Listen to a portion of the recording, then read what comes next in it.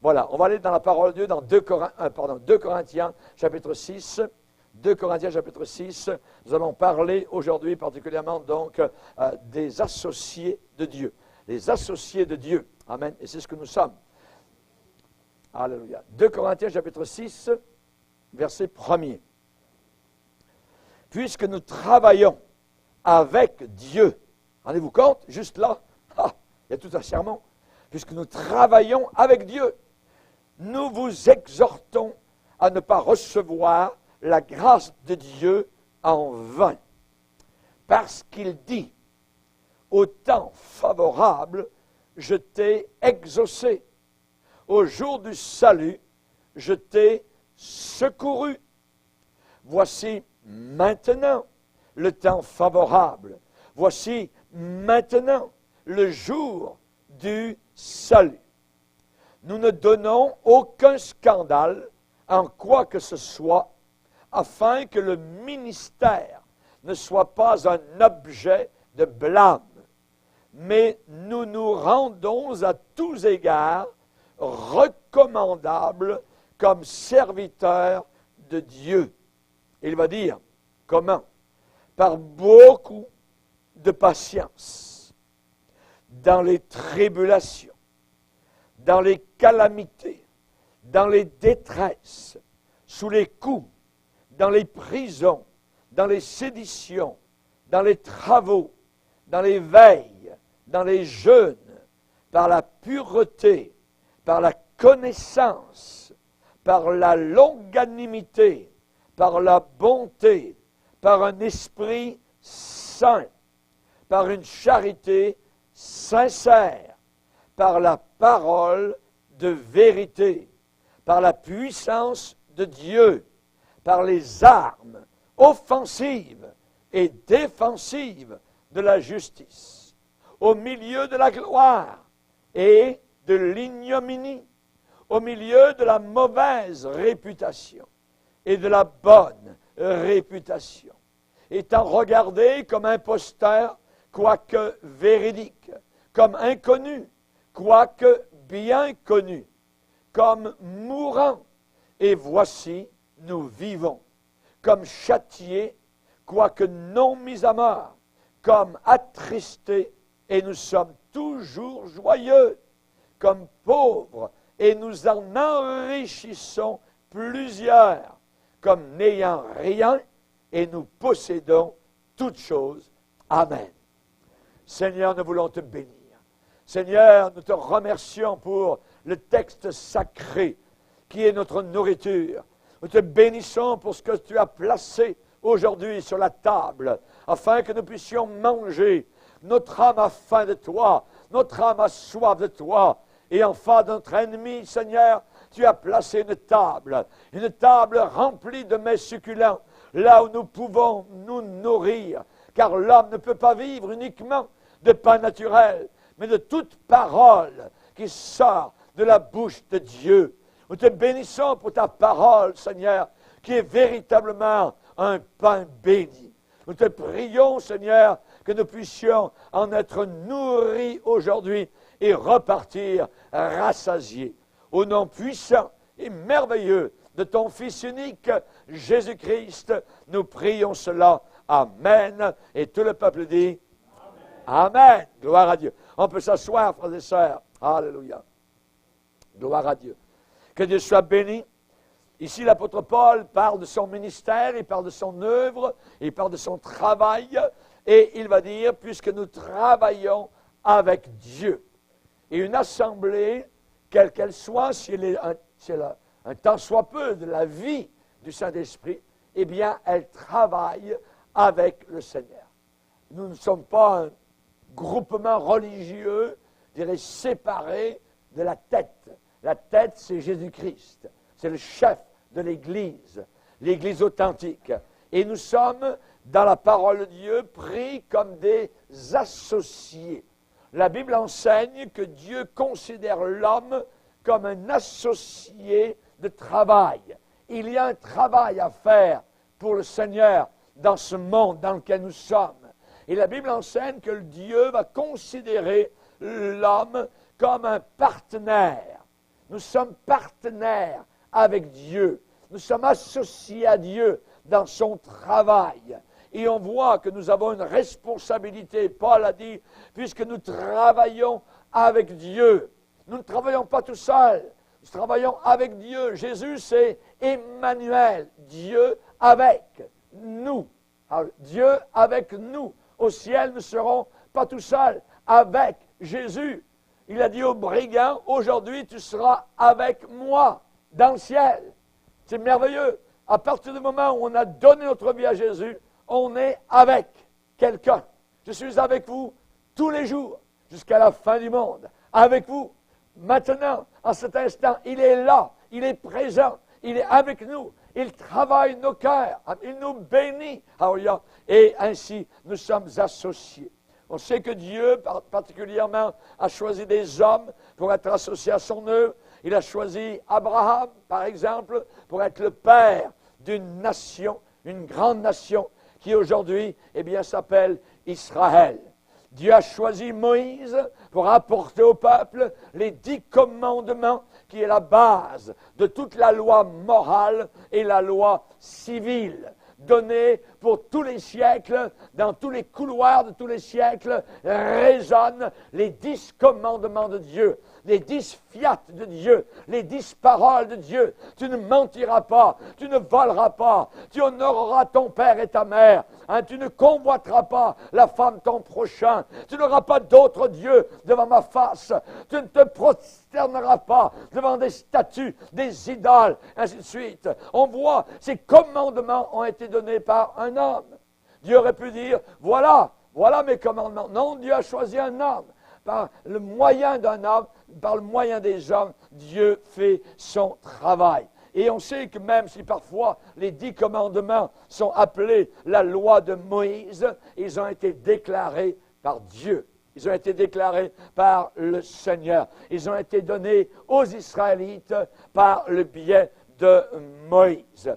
Josué a été aussi un travailleur avec Dieu. Josué a été choisi pour faire entrer le peuple d'Israël dans le pays de Canaan. Et Dieu lui a dit que ce livre ne s'éloigne pas de toi. Médite-le jour et nuit pour agir selon ce qui est écrit, pour te soumettre à ce qui est écrit. C'est ainsi que tu réussiras. C'est ainsi que tu auras du succès. Et Josué a réussi donc à donner un pays entier au peuple d'Israël parce qu'il était soumis à la parole du Seigneur. Dieu travaille avec les hommes. Dieu n'a pas d'autres pieds que nos pieds. Dieu n'a pas sur la terre d'autres mains que nos mains. Dieu n'a pas d'autre voix que la nôtre ici-bas sur la terre. Amen. Jean-Baptiste a dit, on est venu vers lui, on lui a dit, c'est quoi ton ministère, tout ça? Il dit, moi je suis une voix. Moi je suis une voix, amen, qui crie dans le désert. Alléluia. Il y a des gens qui veulent savoir, ils veulent découper tous les ministères, ainsi de suite. Non. Ce qu'on est, il faut le faire. Voyez, même si on ne sait pas exactement, évidemment, si on ne peut pas mettre une étiquette sur ce que nous accomplissons, ce n'est pas important. Il faut le faire. Il faut faire ce que Dieu nous demande de faire. C'est ça qui est le principal.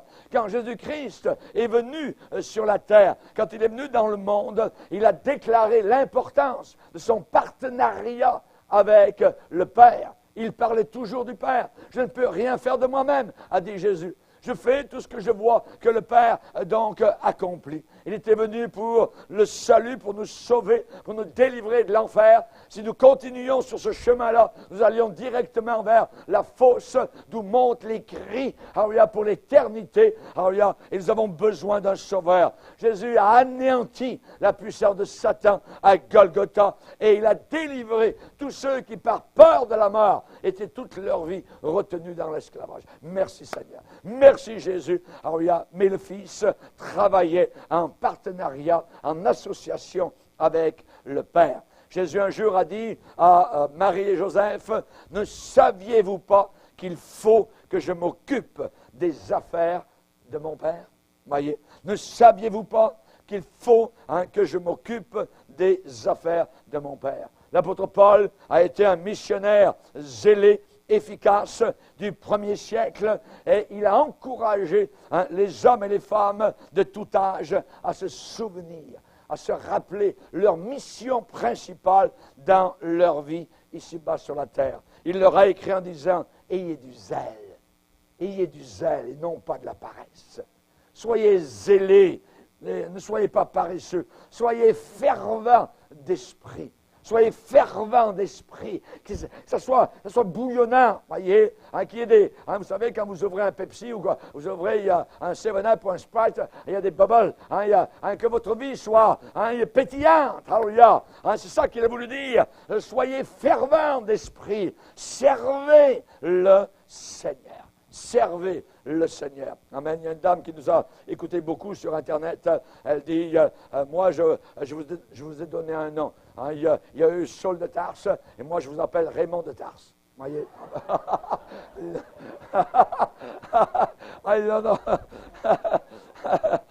Non. Ce qu'il faut, principalement, c'est être un homme, une femme, selon le cœur de Dieu.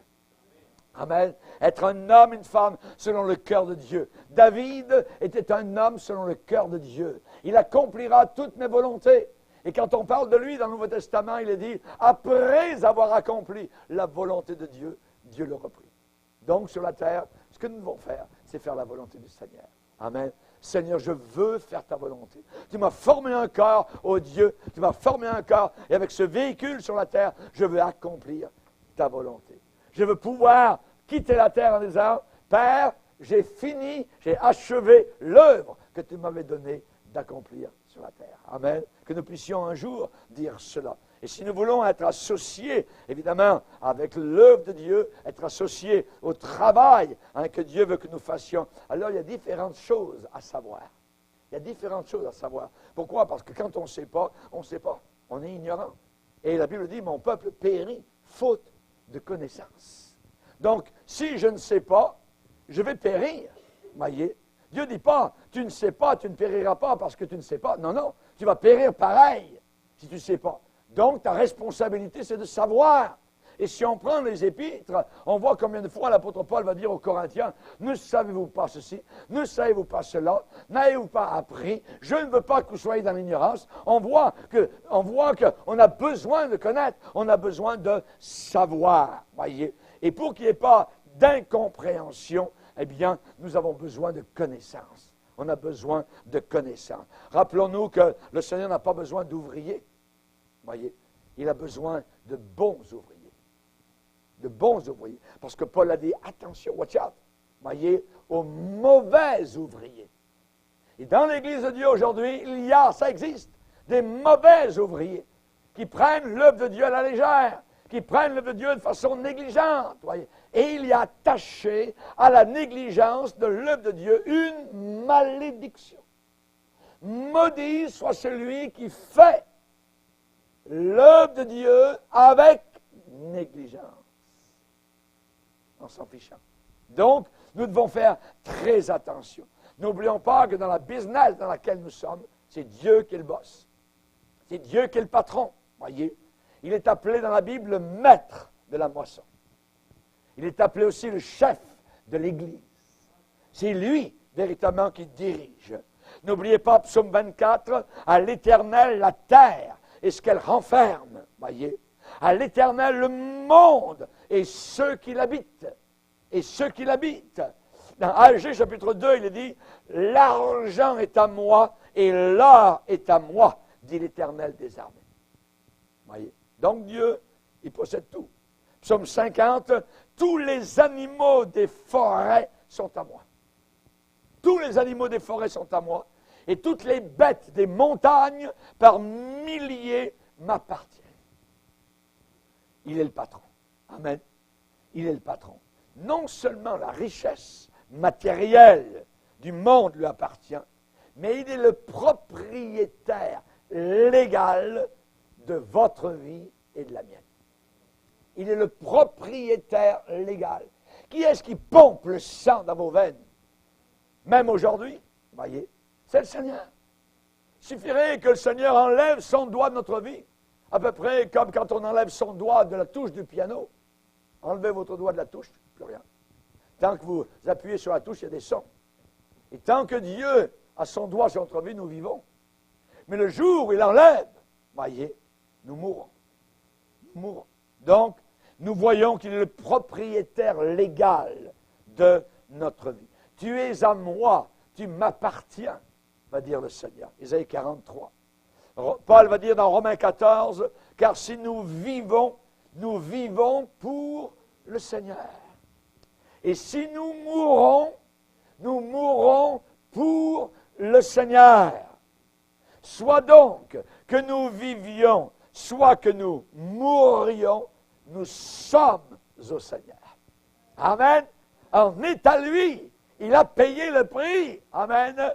Gloire au Seigneur. À la croix du Calvaire, il nous a rachetés. Il nous a rachetés. Nous lui appartenons doublement. Premièrement, par la création, il m'a créé. Voyez. Et nous lui appartenons, deuxièmement, par la recréation. Il nous a recréés. Par le rachat. Il m'a racheté. Je lui appartiens 2 fois. Amen. Normalement. Voyez. Mais il y a une différence entre la possession et la propriété. Quand quelqu'un est sous la puissance de Satan, quand quelqu'un est sous le pouvoir du diable, il est appelé, selon la Bible, un enfant du diable. Les mots veulent dire ce qu'ils veulent dire. C'est ça la réalité. Voyez. Quand quelqu'un est au service de Satan, comme le groupe Kiss à l'époque, rappelez, il y avait 2 S à la fin. Ça voulait dire au service de Satan. Eh bien, on appelle ces gens-là des enfants du diable. Des enfants du diable. Et même si en ce moment, Dieu ne possède pas véritablement votre vie, cependant, légalement, voyez, vous êtes une créature de Dieu. Et dans ce sens-là, vous appartenez à Dieu. Dans le sens qu'il vous a été créé, vous avez été créé par le Seigneur. Dieu vous a créé, voyez. Mais il ne vous possède pas tant que vous ne consentez pas à devenir sa propriété divine. Je répète, il ne vous possède pas tant que vous ne consentez pas, tant que vous n'abandonnez pas votre vie, tant qu'il n'y a pas une reddition, un abandon de votre vie entre ses mains. Oui. Donc, évidemment, c'est uniquement comme cela que l'on peut devenir propriété totale de Jésus-Christ. Je m'abandonne. Seigneur, prends ma vie. Entre tes mains, je remets toute ma vie. Voyez? Et cela s'appelle prendre sa décision personnelle. Je décide. J'ai d'autres choix. Voyez? Comme dans une élection. Il y a des choix. Mais finalement, on va voter pour quelqu'un. On choisit. Moi, j'ai voté pour Jésus. Alléluia! J'ai voté pour Jésus. J'ai dit, Jésus, c'est toi que j'ai choisi. Alléluia. Je place mon vote dans la boîte éternelle. Alléluia. Gloire au Seigneur. Merci Seigneur. Et pour cela, il faut qu'il y ait repentance de ma part. Je me repens de mes péchés. Je viens à la croix, je reconnais tout ce qu'il a fait, son sang qui a coulé, les clous de fer dans ses mains et dans ses pieds, c'était pour moi. Il n'y a que cela qui peut te sauver de l'enfer éternel. Il n'y a rien d'autre. Tout est là. Tout est là, à la croix de Golgotha. Et tant que quelqu'un ne fait pas ce choix suprême, alors on reste sur le terrain du diable. On reste sur le terrain du diable et on est encore dans la possession, je dirais, c'est lui qui nous a. C'est lui, on est à lui, on appartient au diable. Tant qu'on n'a pas abandonné notre vie à Jésus-Christ. Mais le moment où vous avez pris votre décision pour le Seigneur, alors à partir de là, vous embarquez dans une aventure la plus merveilleuse au monde, une aventure formidable, la plus vibrante, la plus exaltante, la plus saisissante. Vous devenez en affaires avec Dieu. Vous devenez en business avec Dieu. Dieu pourvoit le capital. Vous pourvoyez le travail. Amen. Gloire au Seigneur. Il y a des bonnes œuvres qui ont été préparées d'avance. Le patron a prévu ces œuvres d'avance pour que nous les accomplissions. Amen. Dieu pourvoit au capital, nous pourvoyons au travail. Dieu fournit la sagesse. Si quelqu'un manque de sagesse, qu'il aille vers le bureau du patron, qu'il entre, alors là, et le Seigneur lui accordera la sagesse, sans reproche. Sans reproche. Amen. Tu as besoin de sagesse? Viens-t'en, je vais t'en donner. Amen. Et on a besoin de la sagesse de Dieu tout le temps, régulièrement. Amen. C'est pour ça que je me trouve dans le bureau du patron tous les jours. Amen. Tout le temps, on a besoin de la sagesse du Seigneur. Si quelqu'un manque de sagesse, oui, Seigneur, c'est moi. Dieu fournit la puissance. J'en ai pas. Vous recevrez de la puissance quand le Saint-Esprit viendra sur vous. Et vous serez mes témoins.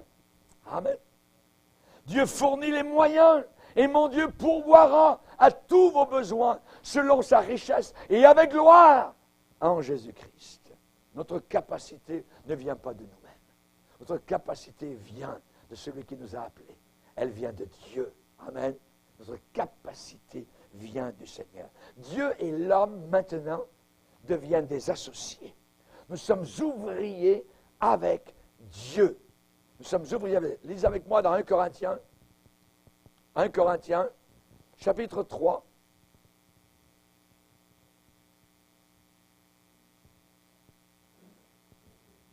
Verset 5. Ici, on nous parle donc des prédicateurs, Apollos, l'apôtre Paul, ainsi de suite, l'apôtre Pierre. Verset 5, 1 Corinthiens 3, 5. Qu'est-ce donc qu'Apollos? Et qu'est-ce que Paul? Réponse, des serviteurs, des esclaves, des diaconos, par le moyen desquels vous avez cru, selon que le Seigneur l'a donné à chacun. J'ai planté, va dire Paul, mais ce n'est pas moi qui ai arrosé. C'est Apollos qui a arrosé. Mais qui a fait croître? Mais Dieu a fait croître. En sorte que ce n'est pas celui qui plante qui est quelque chose, ni celui qui arrose qui est quelque chose, mais Dieu qui fait croître. Qui fait croître. Le fermier, il va mettre la semence dans la terre, mais il n'est pas capable de faire monter d'un seul pouce. Vous voyez, le brin de blé. Non. C'est Dieu qui fait croître. Celui qui plante et celui qui arrose sont égaux. Ex aequo. Et chacun recevra sa propre récompense selon son propre travail. Car nous sommes ouvriers avec Dieu. Vous êtes le champ de Dieu, l'édifice du Seigneur. Amen. Merci Seigneur. Donc évidemment, nous, qu'est-ce que nous faisons? Dieu fournit la sagesse, fournit la puissance, il fournit les moyens. Nous fournissons nos humbles services. Vous avez déjà vu dans les restaurants, le monsieur avec la serviette, voyez, il vient vers la table, il se penche légèrement et dit, votre humble serviteur, avez-vous besoin de quelque chose? Voyez, nous sommes des serviteurs. Nous servons, voyez. Nous ne sommes pas plus que ça. Voyez, on n'est pas des petits dieux, on n'est pas des dieux, voyez, on n'est pas des grands, ainsi de suite. On est des petits et restons petits toujours, voyez, parce que tout vient du Seigneur. Parce que c'est lui qui fait croître. C'est lui qui a agi. Amen. Oui, il y a eu, je dirais, quelqu'un qui a parlé, quelqu'un qui a prêché, mais ça, c'est pas ça. La vie qui est en nous vient du Seigneur. Amen. C'est lui, le Seigneur, qui doit recevoir toute la gloire. Nous, on fournit nos humbles services. Vous regardez un champ, voyez, qui a un sol fertile, eh bien, quelle sorte de récolte va-t-il y avoir s'il n'y a pas le travail de l'homme? Vous arrivez au temps de la récolte, ça va être rien. Zéro. Il n'y a rien qui a été semé. Voyez, il va y avoir des ronces, il va y avoir des pissenlits tant que vous voulez, il va y avoir des orties, des joncs, des mauvaises herbes, mais il n'y aura rien du tout, voyez, parce que l'homme n'a rien fait. Le champ était là pourtant, voyez, mais il n'y a pas eu de labour, il n'y a pas eu de cerclage, il n'y a pas eu de semences, il n'y a pas eu d'arrosage, donc au moment de la récolte, il n'y a rien. Il n'y a absolument rien. Mais Dieu et l'homme qui travaillent ensemble, là, il y a une récolte abondante. Abondante, voyez. Pierre, je te donne les clés du royaume de Dieu. Je te donne les clés. Comment ça? En prêchant la parole de Dieu. Voyez. Prêche la parole. Et l'apôtre Pierre s'est servi de ses clés. Il a ouvert l'évangile aux non-juifs, voyez, aux goïms. Hein, il a ouvert l'évangile à toutes sortes d'endroits. Hein, nous avons les clés. C'est nous qui avons les clés.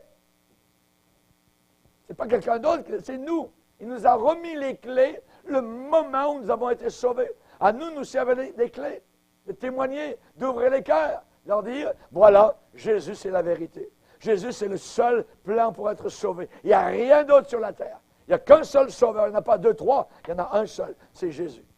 Jésus. Et le Jésus de Nazareth. Le Dieu homme. Amen. Le travail de Dieu, ne peut pas être accompli sans l'homme. Il ne peut pas être accompli sans l'homme. Dieu a besoin de l'homme pour accomplir son travail. Et j'aime vous donner ce matin 2 conseils. Pour faire le travail de Dieu correctement, c'est que premièrement, on nous dit dans la Bible que nous sommes des ouvriers, voyez, mais nous sommes des intendants. Des intendants. Un intendant, qu'est-ce qu'on demande à un intendant? C'est qu'il soit trouvé fidèle. Fidèle. Quand le patron n'est pas là, voyez, le patron, normalement, s'attend à ce que son associé soit fidèle. Son intendant soit fidèle. Et premièrement, nous sommes intendants de notre temps. Le temps est très important. Ça nous a été accordé. Nous avons tous, au début de chaque journée, 24 heures. Nous avons 24. Qu'est-ce que je vais en faire? Regardez Daniel à Babylone, il est devenu premier ministre de Babylone. Est-ce qu'un premier ministre d'un pays entier a beaucoup de temps à perdre? Jamais de la vie. Il doit aller là, il doit répondre à tel problème, il faut qu'il aille faire tel voyage là-bas, tout ça. Et Daniel, premier ministre de Babylone, arrivé chaque jour à trouver 3 fois le temps de prier le Seigneur. On ne nous dit pas combien de temps, mais c'était des arrêts, puisqu'il pliait les genoux. Voyez? Et il avait le temps d'ouvrir ses fenêtres en direction de Jérusalem. Et il louait Dieu. Voyez? Un premier ministre qui 3 fois par jour, voyez, hey, il vole la compagnie. Voyez? Non, il ne vole pas la compagnie. Non. Daniel, ça c'était priorité numéro 1 dans sa vie personnelle. 3 fois par jour, il pliait les genoux devant son Dieu, malgré les occupations immenses. Voyez. Alors, vous savez, pasteur, j'ai pas le temps. Ah, pas le temps? Ouais. Allez demander à Daniel s'il avait le temps. J'ai pas le temps. Voyez. Dieu a donné à chacun de nous une petite brindille d'éternité, un petit morceau d'éternité appelé temps. Appelé temps. Et ces moments en or, je dirais ces moments précieux, sont des occasions qui nous sont distribuées, qui nous sont accordées pour notre bénéfice, pour la gloire de Dieu aussi. Pour que nous puissions travailler pour le Seigneur et en même temps que Dieu puisse trouver donc de la gloire. Si nous les utilisons, ces moments, ce qui est appelé temps, avec sagesse, eh bien, ça va porter du fruit. Nous étions dans le sud de la France avec mon épouse en tournée et un jour, j'ai dit à André, regarde, il y avait un cadran, je dirais, solaire, des vieux cadrans solaires, et il y avait écrit dessus « Tempo fugit ». Ça veut dire « le temps s'enfuit ». Tempo fugit en latin. Le temps s'enfuit rapidement. Voyez. Le temps passe. Et ce qui est passé, on ne peut plus le reprendre. Donc, il faut utiliser les occasions qui nous sont données. Et Paul le savait cela. Et il a écrit, « Prenez donc garde de vous conduire avec circonspection. » Circonspection, ça veut dire en faisant bien attention. Voyez, en faisant attention autour. Voyez, circum, qui veut dire autour. Circonspection, de vous conduire non pas comme des insensés, mais comme des sages. Comme des sages. Racheter le temps. Qu'est-ce que ça veut dire? Racheter le temps. Ça veut dire, vous avez assez perdu de temps dans le passé. Maintenant, ce n'est plus le temps d'en perdre. Maintenant, que le temps que vous avez puisse être occupé aux choses principales, surtout celles du Seigneur. Pourquoi? Parce que les jours sont mauvais. Les jours sont méchants. Les jours sont très mauvais dans lesquels nous sommes. Donc, nous devons, toutes les occasions qui nous sont données, de pouvoir les utiliser pour le Seigneur. Balaam a mal utilisé son temps. Oui. Et finalement, il a terminé dans le camp des ennemis. Le roi Saül a mal utilisé son temps. Il a terminé sur son épée. Le jeune homme riche a mal utilisé son temps. C'était pour lui, moi, j'aime moi, mon argent, ma cible. Et il est reparti tout triste. Tout triste. Pourtant, il avait été appelé par le Seigneur. Des gens qui ont mal utilisé le temps qui leur était accordé. J'aimerais vous donner ce que Henry Thoreau a écrit. Il dit, vous ne pouvez pas tuer le temps sans blesser l'éternité. Vous ne pouvez pas tuer le temps sans blesser l'éternité. Carlyle a écrit, celui qui n'a aucune vision de l'éternité n'a aucune poigne, aucune prise sur le temps qui passe. Une seule vie qui sera si vite passée, et seulement ce qui aura été fait pour Christ va durer. Une seule vie. Vous n'aurez pas 2 vies, vous n'aurez pas 3 vies. Il n'y a pas de réincarnation, une seule. Mais plus que ça, c'est qu'elle passe vite. Elle passe vite, voyez. Vous avez vu, quand le sablier, au début, on dirait que ça ne bouge pas, cette affaire-là, voyez. Puis ça descend, puis à la fin, chou, voyez. Et c'est ce que nous disent les gens. À la fin de leur vie, ça passe donc moins vite. Voyez, ça passe vite, très vite. Voyez, on dirait que ça s'accélère plus on arrive vers la fin de notre vie. Voilà le sentiment de chaque homme qui désire être un bon intendant de son temps. Nos jours sur la terre, a dit David, sont comme l'ombre. Elle ne demeure pas, elle ne reste pas, elle ne dure pas, elle n'est pas permanente. L'ombre passe. Voyez. On voit que le soleil se couche. Jacques a dit, qu'est-ce que votre vie? Vous êtes une vapeur qui paraît pour un peu de temps et qui ensuite disparaît. On paraît, on est là, ensuite on n'est plus là. Voyez. Donc il faut vivre, évidemment, pour le Seigneur. Attention à la négligence. L'église de Laodicée était une église totalement négligente. Ils avaient mis Christ à la porte. Ils avaient des Bibles à l'intérieur, il y avait des cantiques, les chantaient, c'était un lieu religieux, et Dieu n'était même pas là. Et le Seigneur va dire, je frappe à la porte. Y a-t-il quelqu'un là-bas à l'intérieur qui est capable de m'entendre? Aujourd'hui, vous avez des lieux religieux, il faut avoir des milliers de personnes, et Christ est à la porte. Pourtant, on parle de lui à l'intérieur. Pourtant, il y a des Bibles, pourtant, il y a des cantiques, mais Christ n'est pas là. Vous entrez vide, et vous ressortez aussi vide que vous êtes entré. Parce que la parole de Dieu est le seul et unique moyen qui peut véritablement nous nourrir. Et la parole de Dieu, il faut que je l'entende poussée par l'Esprit. Pas une parole morte, mais une parole de vie. Alléluia. Qu'est-ce que votre vie? Une vapeur qui paraît pour un peu de temps et qui ensuite disparaît. On a remis entre nos mains une petite mesure, je dirais, du capital temps, voyez. Et si nous l'investissons avec sagesse, ça va payer des dividendes pour toute l'éternité. Pour toute l'éternité. Comment est votre compte en banque au ciel? Est-ce qu'il est raplapla? Est-ce qu'il commence à gonfler? Comment est votre compte au ciel? Qu'est-ce que vous investissez? Il y a des gens, imaginez, qui disent, ils vont arriver devant le Seigneur, Seigneur, c'est juste ça, voyons, c'est juste cette cabane. On m'a dit qu'il y avait une belle demeure qui m'attendait. Et les anges vont venir et dire, mais tu ne nous as pas envoyé de matériaux? Tu ne nous as pas envoyé de matériaux de la terre? Et on a juste pu construire ça. C'est ta cabane pour l'éternité. Ah! La pire chose qui peut arriver à un chrétien, quand on va arriver au ciel, c'est que le Seigneur nous dise, voilà ce qu'a été ta vie, mais voilà ce qu'aurait pu être ta vie. Hey. Voilà ce qu'aurait pu si tu m'avais obéi, si tu avais été bien plus consacré, si tu m'avais mis en premier. Voilà ce que j'avais prévu pour toi. Mais ça n'a été que ça. C'est terrible. Et je ne veux pas que ça nous arrive à personne. Que nous puissions être vraiment dans ce qu'il a prévu pour nous. Amen. Pas passer à côté. Chers amis, Moïse a dit, Seigneur, enseigne-nous à bien compter nos jours. À bien compter nos jours, afin que nous appliquions notre cœur à la sagesse. à la sagesse. Rappelez-vous, Jésus a parlé des vierges folles. Il parle de folie. Voyez. Non, nous voulons faire partie des vierges sages, qui ont de l'huile dans leur lampe. L'onction est là, la présence de Dieu est là. On aime pleurer devant le Seigneur, on aime prier, on est à la réunion, on aime la parole de Dieu. Merci Seigneur pour l'assemblée que tu nous donnes. On veut continuer, on veut être des partenaires avec toi, des associés, jusqu'à la fin. Alléluia. Enseigne-nous à bien compter nos jours. Voyez. Pourquoi? Parce que le temps passe vite. Et nous nous envolons. Nous nous envolons. Voyez.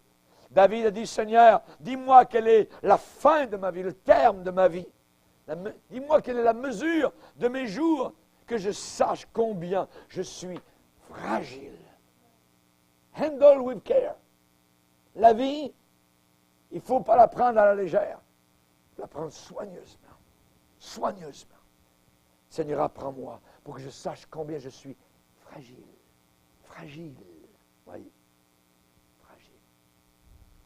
Et j'aimerais terminer en vous disant que nous sommes intendants, non seulement de notre temps, mais de nos talents. On a tous reçu des talents. Nous avons des choses que l'autre n'a pas. Mais nous avons des choses que nous avons, que Dieu nous a données, des talents. Voyez. On appelle ça aussi dans la Bible des mines. Il y avait quelqu'un au téléphone cette semaine. Il dit, pasteur, vous avez vu, il y a une parabole dans Luc 19, ça parle des mines. Il dit, c'est les mines de M. Charret, là-bas, qui veut faire là-bas. Il dit, non, tu n'as rien compris. C'est pas ça que ça veut dire. Quelqu'un, évidemment, qui ne comprenait pas véritablement la parole de Dieu. Hein. Les mines, c'est un autre mot pour les talents. Voyez, c'est une sorte de dépôt que le patron nous donne. Voyez, et il faut faire valoir, évidemment, donc, ce qu'il nous accorde. La parabole des talents, eh bien, c'est Jésus-Christ qui a prononcé un jugement très sévère, évidemment, sur l'homme qui a enterré son talent. Jésus a parlé d'un jugement terrible sur celui qui a reçu un talent. Il y en avait d'autres qui avaient reçu 3 talents, d'autres avaient reçu 2 talents. Il y en a un qui a reçu 1 talent. Pas de problème.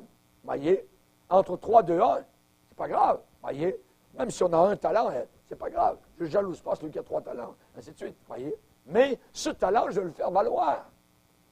Je vais le faire valoir. Mais lui, il est allé enterrer son talent parce qu'il a dit, mon patron est dur.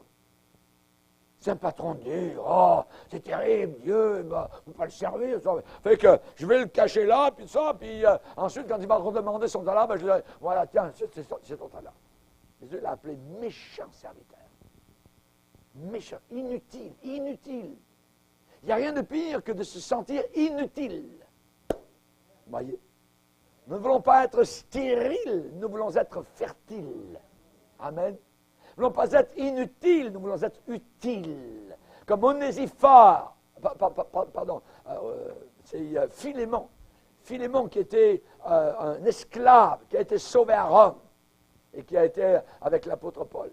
Et quand Paul l'a renvoyé vers son ancien patron, et il lui a, dit, il a écrit une lettre au patron en disant, auparavant il était inutile, maintenant il est utile. Il est utile. Nous avons besoin d'être utiles à quelque chose. Il faut être bon. Pas bon à rien. Ouais. Quelqu'un va dire, moi je suis bon. Hein. Mais tu es bon dans quoi? Voyez? À rien? Non, non. On n'est pas de bon à rien. Voyez? Le Seigneur a dit à celui qui avait un seul talent qui est allé le cacher, quand c'était le temps de rendre des comptes, il est ôtez-lui donc le talent et donnez-le à celui qui a 10 talents. Voyez. Mais le serviteur inutile, jetez-le dans les ténèbres du dehors où il y aura des pleurs et des grincements dedans. Jésus a parlé de l'enfer éternel. Rendez-vous compte? Dans sa bonté et dans sa miséricorde, Dieu a revêtu chaque homme de certains dons, certains talents, certaines capacités. Et ces talents ne devraient pas être utilisés pour notre propre profit. C'est toujours pour les autres. Voyez? Pardonnez-vous les uns les autres. Aimez-vous les uns les autres. Servir les autres. Aider les autres. que chacun mette au service des autres le don qu'il a reçu, va dire 1 Pierre chapitre 4. Au service des autres, c'est pour les autres, voyez. C'est pour la gloire de Dieu, c'est pour l'édification du royaume de Dieu. Nos personnalités différentes, nos intelligences, nos capacités sont des dons, des cadeaux de la main généreuse de Dieu. C'est merveilleux. Vous voyez, l'Église de Dieu, si on était tous des Raymond Bourget, ce serait terrible. Ouais, ce serait ennuyant, vous voyez. Mais ici, non, il y a frère un tel, il y a sœur un tel, il y a une variété, il y a des jeunes, il y a des vieux, il y a des chemises bleues, des chemises blanches, hein, il y a des visages, hein, tout différents. C'est merveilleux, l'Église du Seigneur. Et tout ça, ça marche ensemble. Mais comment ça peut marcher ensemble? Pendant des années, vous voyez. On est tellement différents les uns des autres. Il y en a qui ont fait des études, d'autres pas d'études. Il y en a qui savent lire, d'autres ne savent pas lire, c'est pas grave, vous voyez. On est dans la maison du Seigneur. On est tous ensemble. Et Dieu tient tous ensemble. C'est merveilleux, je dirais, le spectrum, voyez, hein, la variété que nous sommes dans la maison du Seigneur. Merci Seigneur, voyez.